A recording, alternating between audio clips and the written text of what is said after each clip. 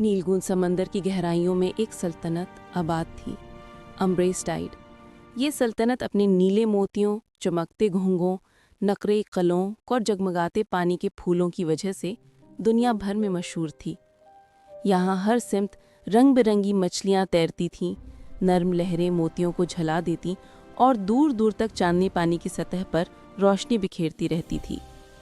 इस सल्तनत की रानी मलका शुफ्रा थी, एक निहायत हसास दिल, नर्म मिजाज और इंसाफ पसंद हुक्मरान। उसके गहरे नीले बाल पानी में तारों की तरह जगमगाते थे। मगर उसकी ज़िंदगी की सबसे बड़ी खुशी उसकी बेटी शहज़ादी लोरियाना थी, जो समंदर में ना सिर्फ अपनी खूबसूरती बल्कि अपने बेमिसाल दिल की वजह से पहचानी जाती थी। शहज़ादी लोरियाना के बाल हल्के फिरोज़ी रंग के थे, आंखें मोती जैसे सफ़ेद नीले रंग में चमकती थीं। उसकी आवाज़ समंदर के गीतों से ज़्यादा मीठी थी। वो बेहद नेक दिल थी, हर बेसहारा मखलूक की मदद करती और हर मायूस दिल को हौसला देती। मगर एक बड़ी नहुसत इन सब के आसपास मंडला रही थी। अम्ब्रेस्टाइड की सल्तनत के साथ एक और अंधेरा खित्ता था, गोरान शील्ड्स। यहाँ अंधेरे पानी, काली चट्टानें और भंवरों से भरा समंदर था। इस इलाके पर एक ताकतवर मगर जालिम जादूगर वर्का घूंड हुकूमत करता था। उसे नीली सल्तनत से शदीद नफरत थी, खास तौर पर मलका शुफ्रा से, क्योंकि शुफ्रा ने कभी उसके मकरूह अज़ाइम के सामने सर नहीं झुकाया। वर्का घुंड सालों से मौका तलाश कर रहा था कि वो अम्ब्रेस्टाइड को कमज़ोर करे, और आखिरकार उसे मौका मिला जब उसे पता चला कि शहज़ादी लोरियाना की उम्र 16 बरस हो चुकी है। वो उम्र जब शाही खून में मौजूद रूहानी ताकत जागती है। वर्का खून यही ताकत चुराना चाहता था। एक सहरंगेज रात, जब चांद पूरे जोबन पर था, शहज़ादी लोरियाना पानी के बाग मोली ग्लैड्स में कहकहे लगाती तैर रही थी। नरम लहरें उसके गीत से हमाहंग थी। अचानक एक ठंडी खौफनाक सांस जैसे पानी में तैरती हुई आई। घास लरजने लगी, पानी की कलियां सियाह होने लगी। शहज़ादी कुछ समझती इससे पहले एक गहरा भंवर उसके कदमों के नीचे बना और वर्का घुन की काली जादुई जंजीरें उसके गिर्द लिपट गईं। वो चीखने ही वाली थी कि आवाज़ समंदर के दबाव में दब गई। वर्का घुन की आवाज़ गूंजी, आखिरकार मुझे नीली शहजादी मिल ही गई। जब मुहाफिज वहां पहुंचे तो सिर्फ सियाह धुआं बाकी था। शहजादी गायब थी। मलका शुफ्रा ने अपनी बच्ची के लापता होने पर खुद को किले के सबसे अंधेरे कमरे में बंद कर लिया। उसका दिल टूट चुका था। वो बार बार पानी के आईने में देखती, मगर आईना धुंधला रहता। किसी को कुछ मालूम न था कि शहजादी कहाँ गई, जिंदा है या नहीं। अगले ही दिन पूरे समुंदर में ऐलान हो गया कि जो शहजादी का सुराग लाएगा उसे नीली सल्तनत का सबसे बड़ा एजाज दिया जाएगा। इस दौरान सल्तनत की एक सादा से इलाके में एक छोटी मगर बहादुर जलपरी इलाना, जिसे सब प्यार से लिलवियाना कहते थे, रहती थी।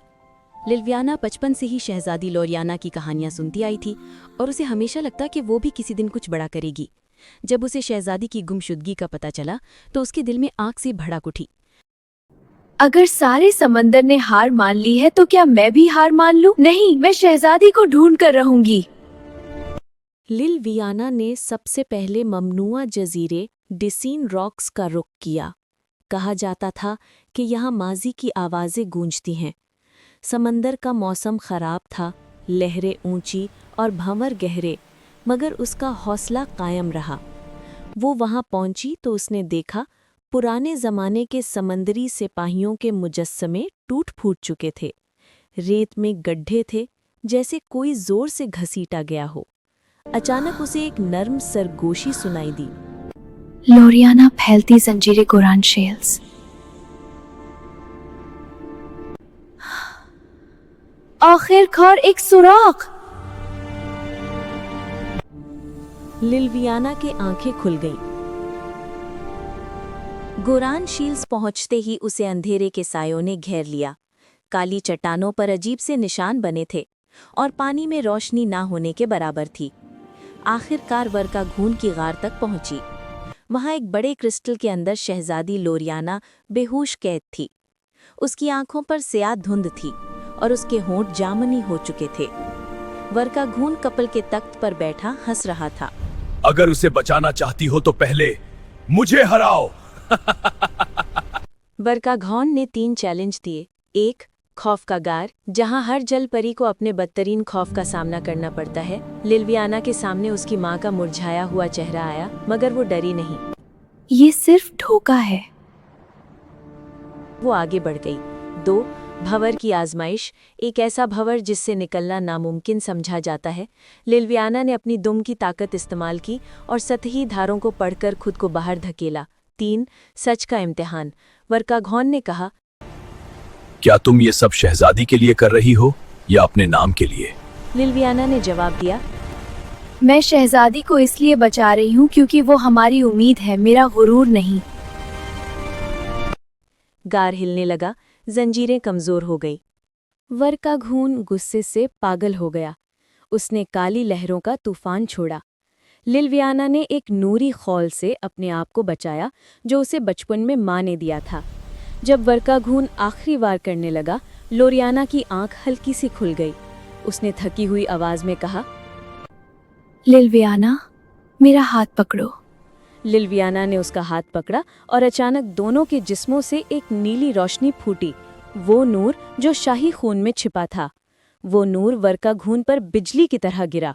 गार टूटने लगी। वर्काघून चीखने लगा और धूल बनकर बिखर गया। लोरियाना गार से आज़ाद हो गई, मगर बहुत कमज़ोर थी। लिलियाना उसे सहारा देती हुई अम्ब्रेस्टाइड ले आई। जब मलिका ने अपनी बेटी को देखा तो दुनिया का हर दुख दूर हो गया। तमाम सल्तनत जश्न में डूब गई। लिलियाना को सल्तनत का सबसे बड़ा एजाज़ दिल नीला दिया गया।